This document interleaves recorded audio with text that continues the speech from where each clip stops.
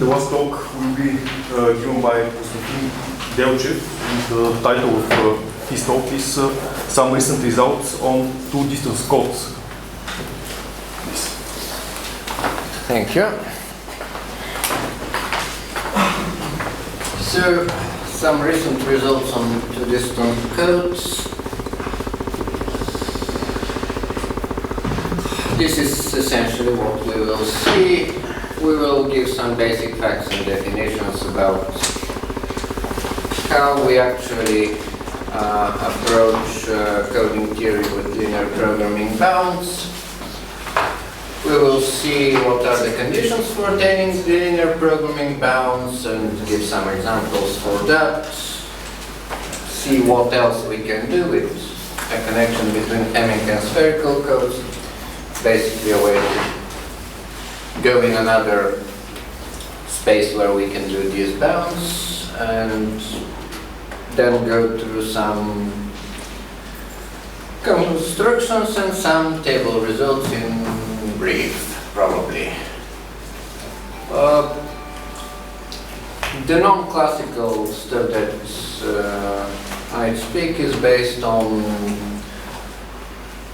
research that we've done with Professor Boyvalenkov and Zinoviev. This has been going on for a while, and it started about 3-4 years ago with this, when we figured out that, okay, two distance codes is not something new in coding theory. It has been for a while. It's a classical topic, but two neighboring distances, Hamming distances, of course, were not something that was studied. Usually a configuration of two good distances, good in the sense that they produce large cardinality, was studied, but not always two neighboring distances, and furthermore most codes that were studied were also good, namely linear, while the non-linear case was, how to say, left for later, and we figured out that, okay, maybe later is now. The main definitions that we have, so Q is just a set of numbers from 0 to Q minus 1. It can have other nice properties if Q is nice, and if we needed to have such properties, then N and D cube code is basically a subspace of Q n with this cardinality and minimal Hamming distance between two different elements D. Hamming distance, this is the number of positions in which two elements of the code or code words exist, so basically, yeah. This has Hamming distance too. These two positions do not agree with each other, and the first one is hello.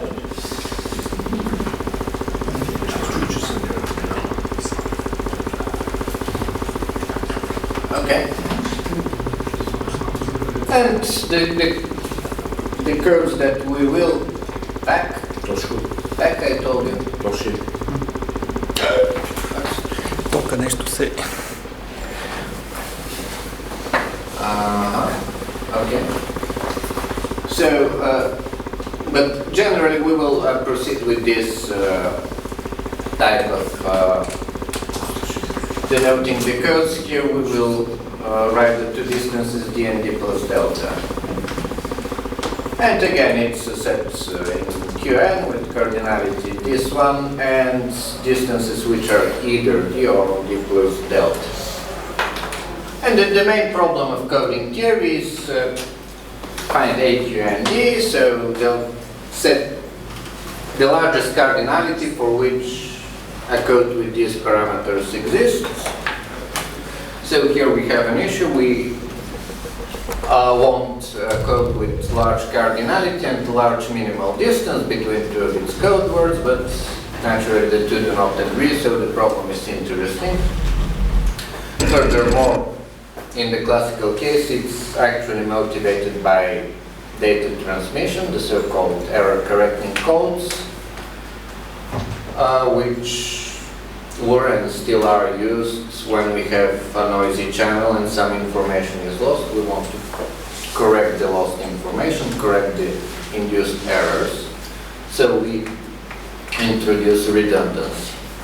And there is a neat connection between the distance and the number of errors that the code is able to correct.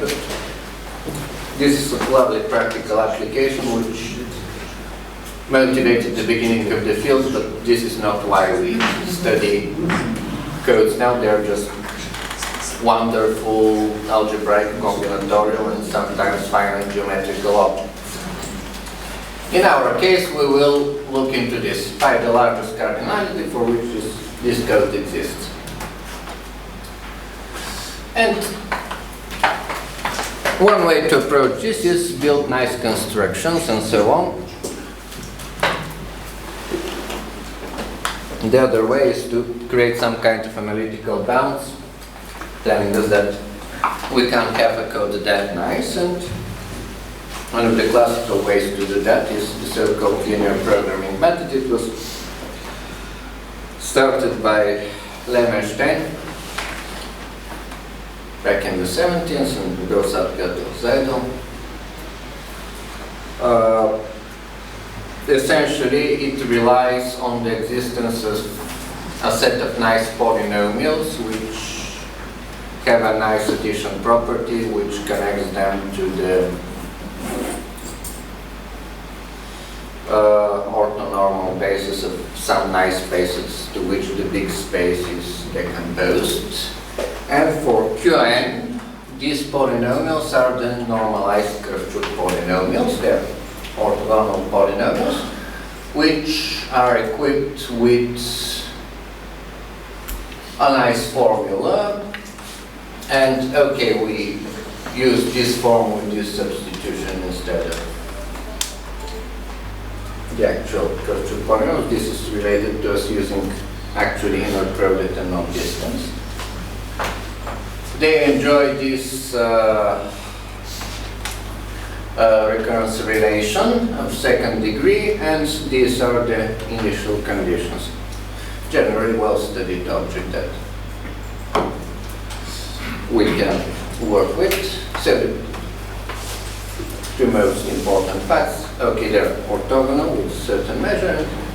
They also have this addition formula for, again, I said, certain unorthogonal spherical harmonics. Based on that, we can easily, combinatorially, deduce the following main identity, and it's just proven by calculating the sum of all, the sum of the a given polynomial over two inner products in two different ways. One uses the identity and uses the fact that every polynomial can be expressed as a sum of our Kirchhoff polynomials, which is obvious because we have one Kirchhoff polynomial per degree. And the other just takes the inner products when two of the code words are the same, and two of the code words are different.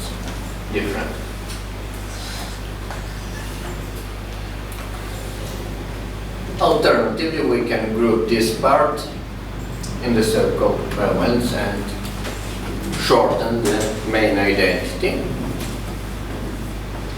And the way we approach bounds is basically wondering what will happen if this thing is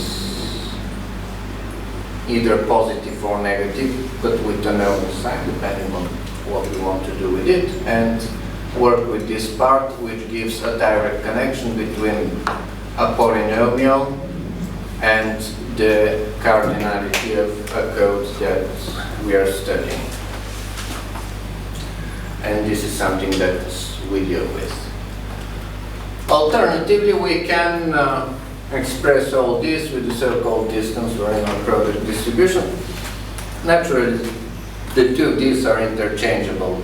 We can work either with distance or with inner product. Inner products are slightly more convenient to work with on a technical level, but when you express a given product, distances look slightly better in a line. So if we say that AD, this is the number of couples that are at the distance d, and AD plus this, d plus this delta, and the number of couples of code words at the distance d plus delta, then we can reformulate the previous identity this way. And okay, using this identity, and again, making sure that the thing that we do not really care about because it's difficult to deal with has all the proper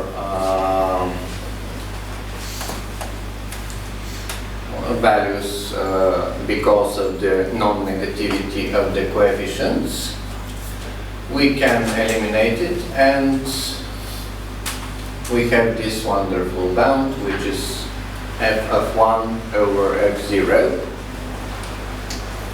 for a given polynomial with these two conditions.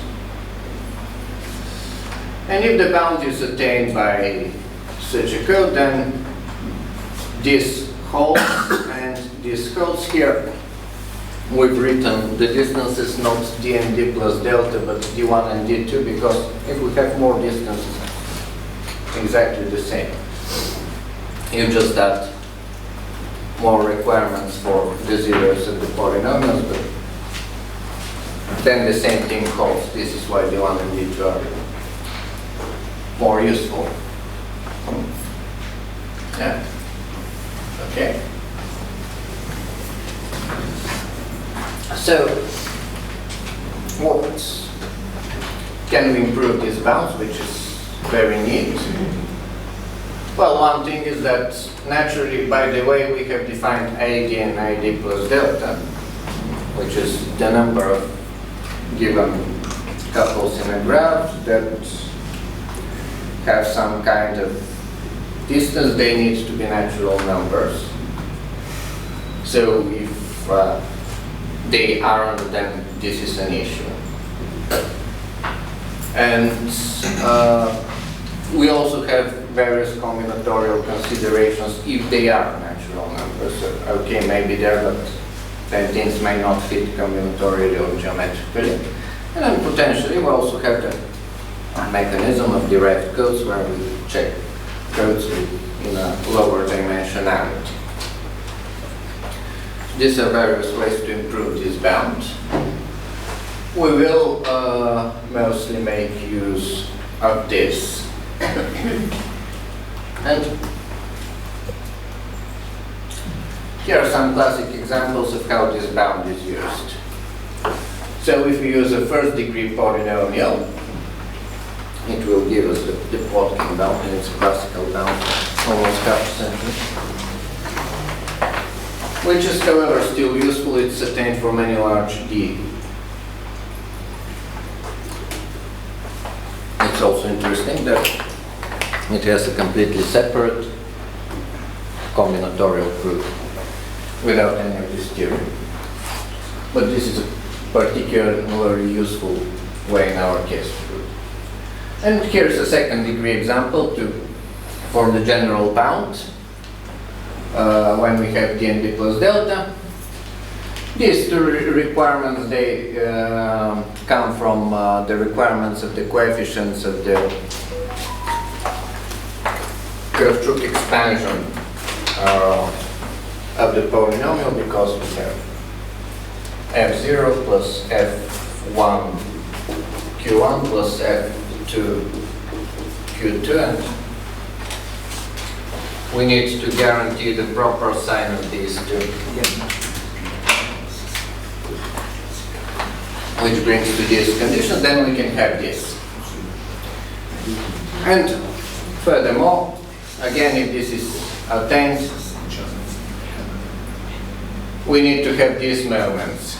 So if everything clicks, then seasonal orthogonal rate of strength to orthogonal arrays. These are, in a sense, equivalent to, in the spherical case, spherical design. Generally nice structures. And also when working on these bounds, there are some perhaps sporadic examples that are interesting to see. The first case we have for q equals 2, so the most well-known binary case. We have and for n equals 9, d and d plus delta 4, 9, so we have a maximum distance here. N is less than 10. This is the solution that we see. However, the inner products are coarse, but the distance distribution is also possible, so everything fits. We can't make further improvements. Q equals 3, n equals 7, d and d plus delta is 7, and it's less than 21 here. And we see this is the best polynomial, and the inner products are roots, but a, d, and d plus delta, they are not natural numbers, so we can claim them n equals, n is actually at most 20. So how do we arrive to these things? In the previous two analytical cases, we kind of want polynomials which have zeros in the inner products between the codes, so they are analytically constructed, and we then see what are the requirements for them to fit. Here, how do we find this?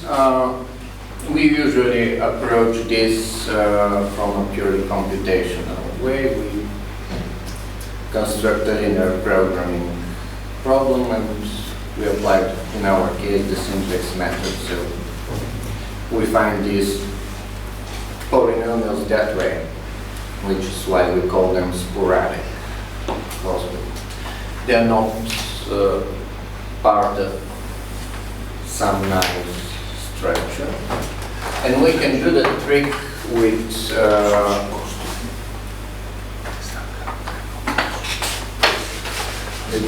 the whole numbers for the distance distribution.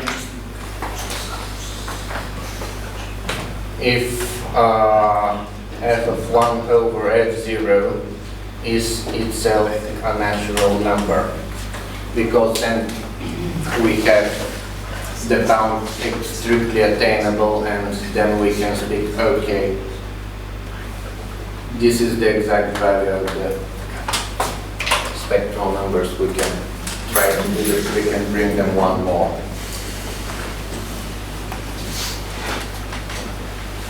Here is another case where we can do this, which is we can do everything analytically. And okay, we have one of the distances being maximal. Now here I'm giving examples when one of the distances being the maximum possible, because this is our current research. So basically this is what we do right now. So these examples are closer to maximum. But otherwise there isn't anything special in the case apart from the binary case where you can have only one number less than maximal distance. So for q equals 10 equals 4k plus 2 d equals 2k, then we have this bound. And we can use our main identity with this polynomial, and we can immediately notice that it vanishes in the inner products. And okay, it has another root. If it has two roots and its real values, of course it will have another, which is of no concern for us. So we obtain AQ less than 8K when we do all the calculations, but when we check the distance distribution or the spectrum, then we arrive to this, and it's not that difficult to see that for no value of k, this is a whole number, so we go to 8k minus 1. Basically, this is our approach for mostly spherical. For this case, q equals from 1 to n. The other thing we can do, and which actually gives some good bounds, is if we change the space where we live and we go to spherical codes from our basic Hamming codes. Spherical codes, by the way, are also very classical topic. They have been studied since the 70s, and there are a lot of results we can use. Furthermore, there we can do much of the same tricks that we do for Hamming codes. Spherical codes, as the name suggests, this is just finite sets on the unit sphere. And again, we can speak of NMS codes, but here the inner product is generally preferred even for the way we denote the codes, which is obvious. Inner product is linear for the elements of the code, each of them, and distance has some masking square roots. The mapping that we do in order to translate our problems from Hamming codes to spherical codes is the following. It's due to Larman, Rogers, and Seidel.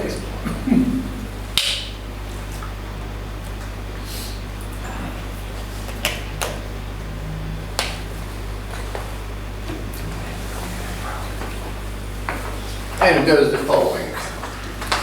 So basically we go from Q to R to Q minus 1 by simplex, by mapping each element to one vertex of said simplex. And then the code words are translated in this way coordinate-wise, so we actually start gluing simplices.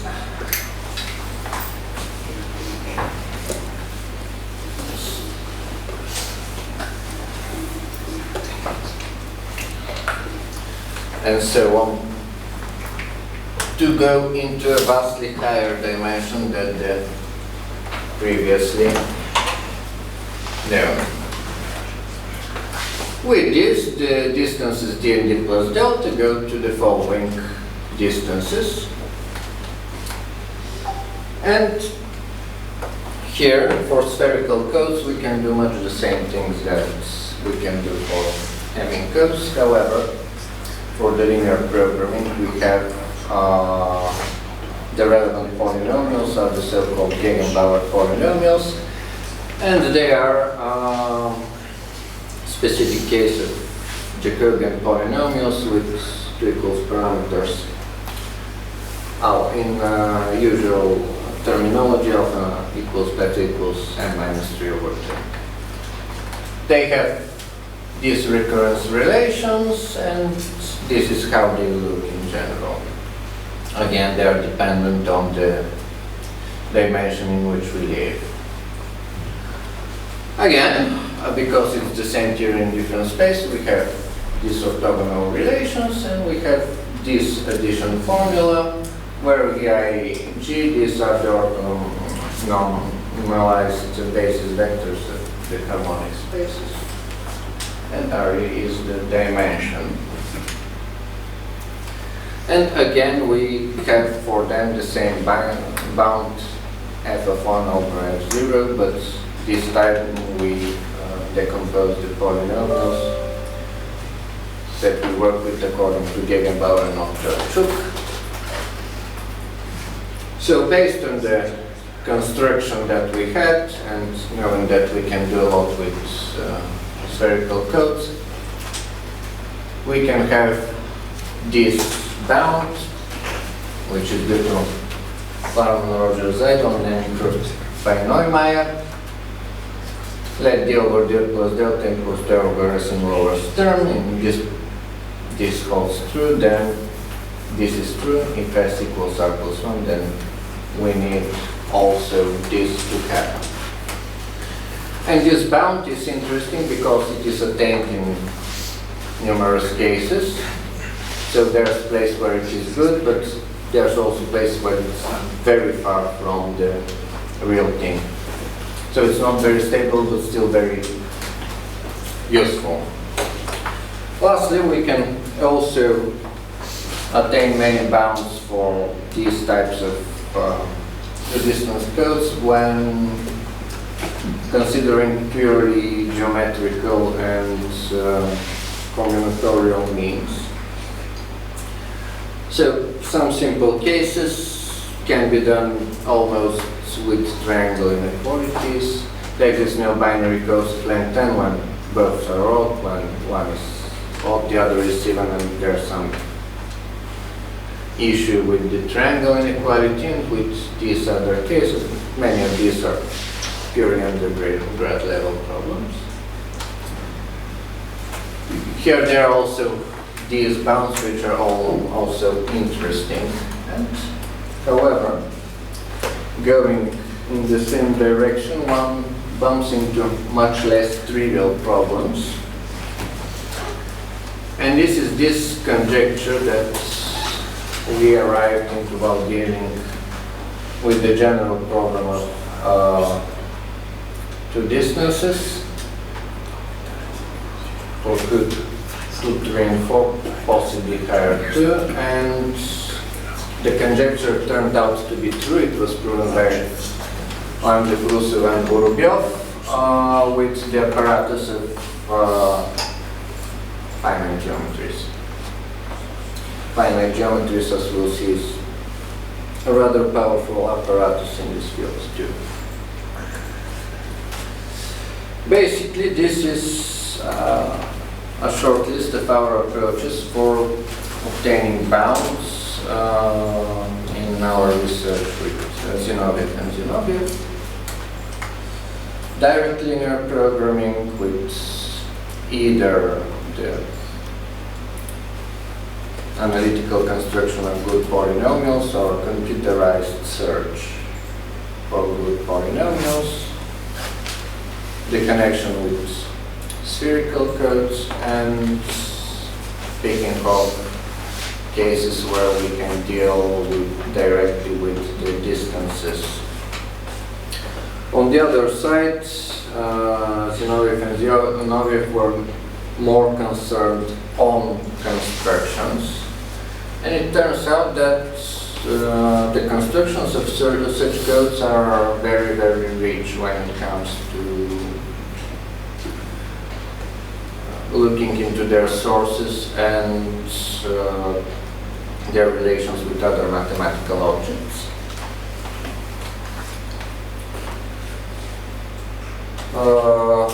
It seems unfeasible to speak about full classification when we have d and d plus delta. We have general form of the distances.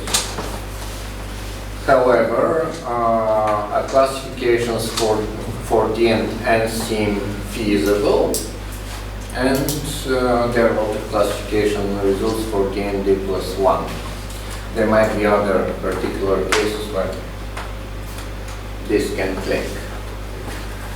So here is some list of the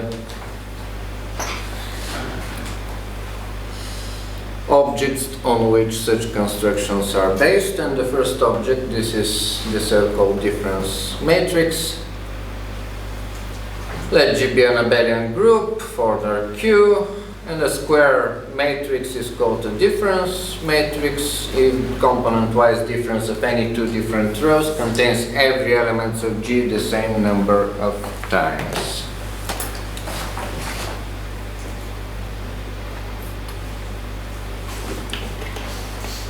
And a classical result between Semakov, Zinoviev and Zaitsev says that for any prime number P and any natural number Celan H, there exists a difference matrix D of parameters PL and PH. Second very classical object, Latin square.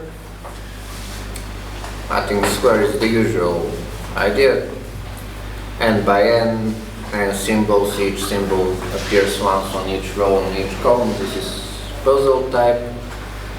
However, when we go to mutually orthogonal Latin squares, things start to become very difficult very quickly.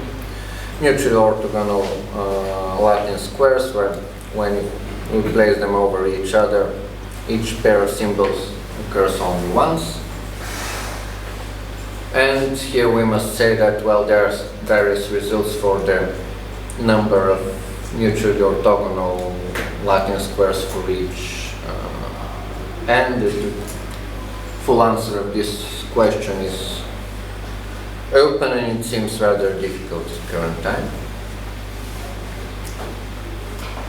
Something that we'll note very briefly, additive code is a code which is also an abelian group in Qn under component-wise operation. So knowing this, let's look into the various constructions that we arrived with during our study of this topic.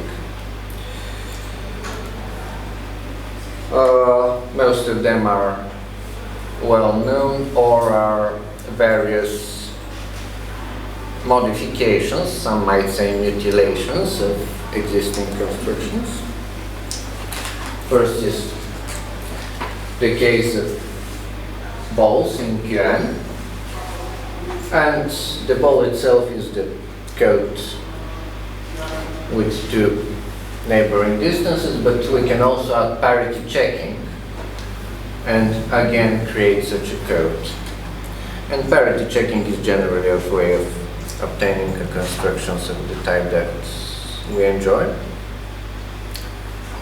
Our second approach, this is what I call the mutilation, is basically damaging an equidistant code. Equidistant code coded just one distance.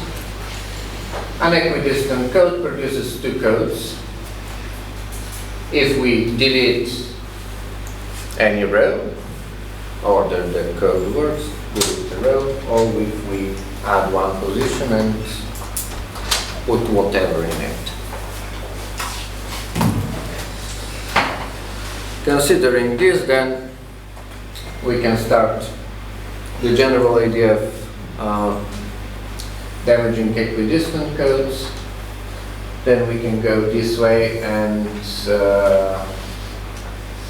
concatenate some of our balls and obtain new codes with two distances that way.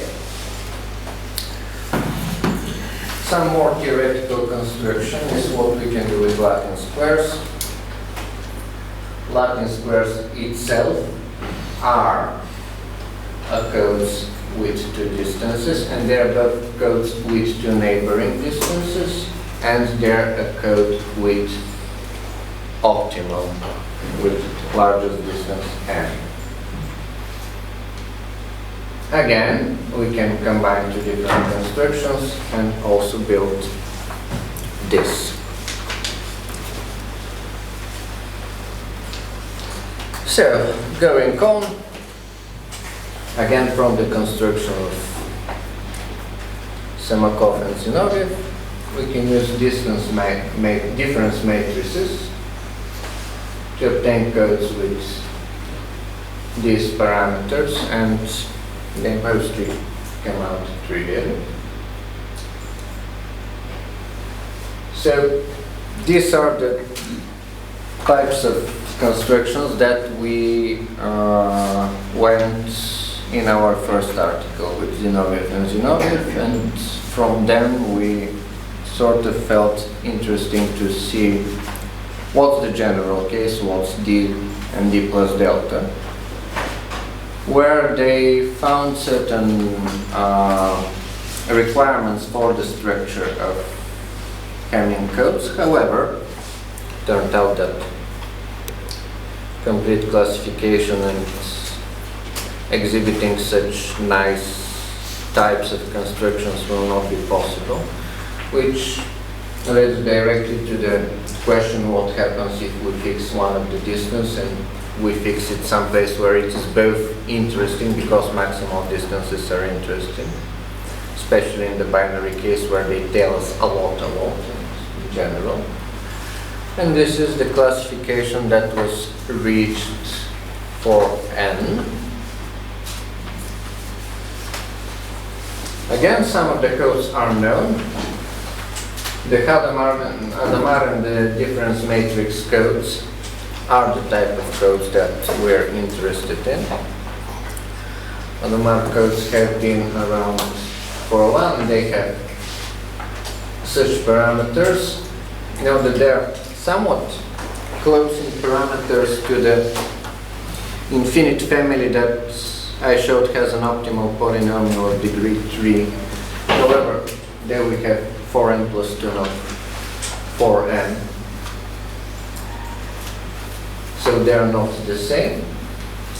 And again, the codes that we obtained from difference matrices by Zinoviev, Semakov, and Zaitsev in 1969.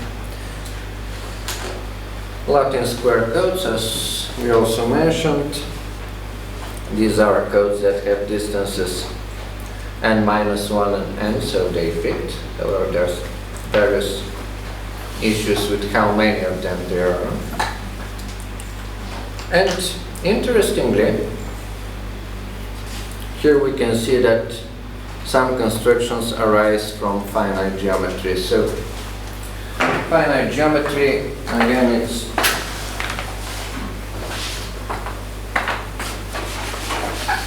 not something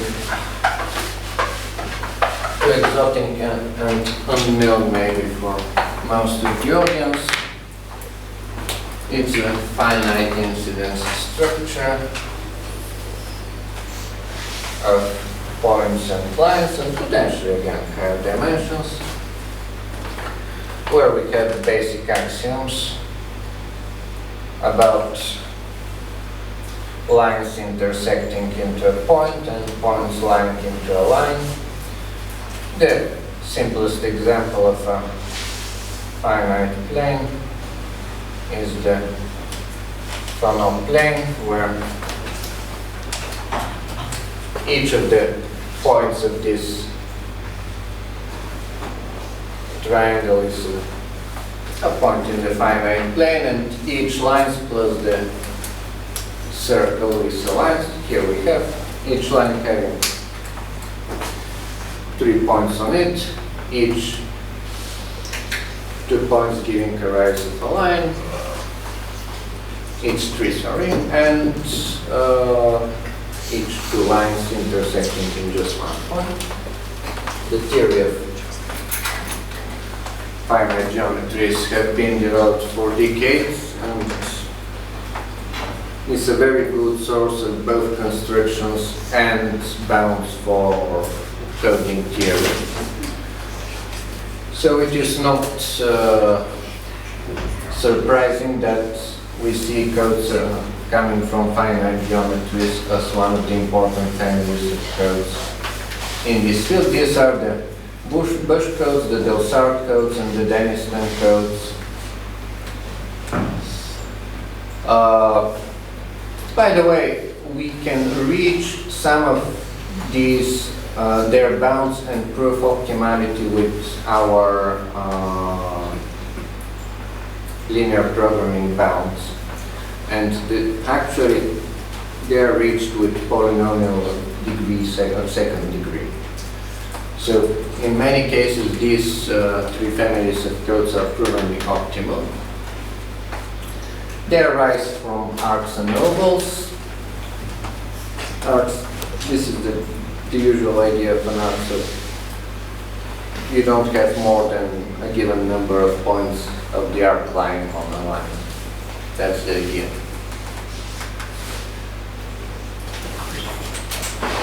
And finally, after giving these families of codes and these ideas for various bounds, let's see what can we see about particular cases, what happens there. I will not go the full route and showing various amounts of tables. We will just look into two. And what we will see is lower bounds, which are existing constructions that are either some of the shell or arrive from computer-generated codes. However, the computer-generated codes generated, it's via random walks with backtracking. We start from a given seed of one or more code words. We make random jumps on the distance that we want to have, and if we see that we can't go anywhere else, then we backtrack and try again. Upper bounds are the best that we can have from linear programming, either with the numerical simplex method solutions, either with ad hoc solutions that are basically polynomials that looked like they will be good and they were in some place. Already know upper bounds from previous papers, and they are taken from the very nice database of Brouwer, and the bound to spherical codes.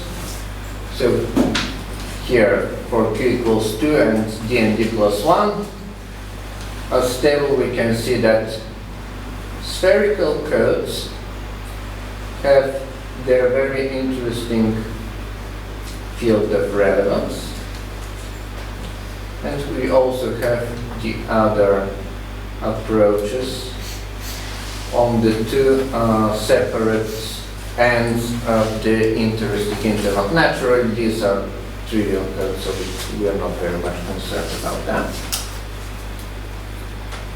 Again, for q equals 3 and for dd plus 1, again we see the bounds from spherical codes being relatively present.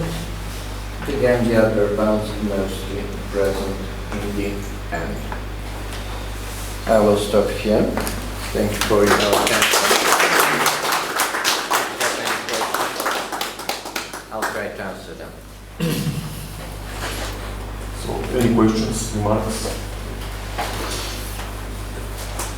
May I use, speaking about linear programming, did you use Gurobi optimizer or what did you use?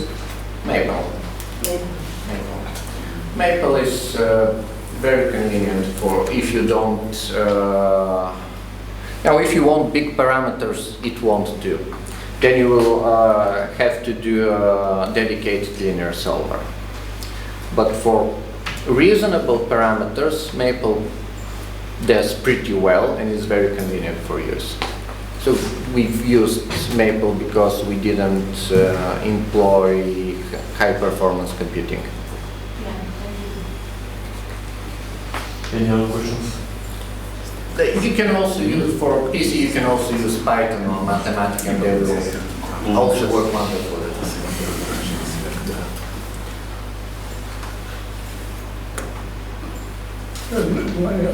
And please, what do you understand under infinite family of bounds?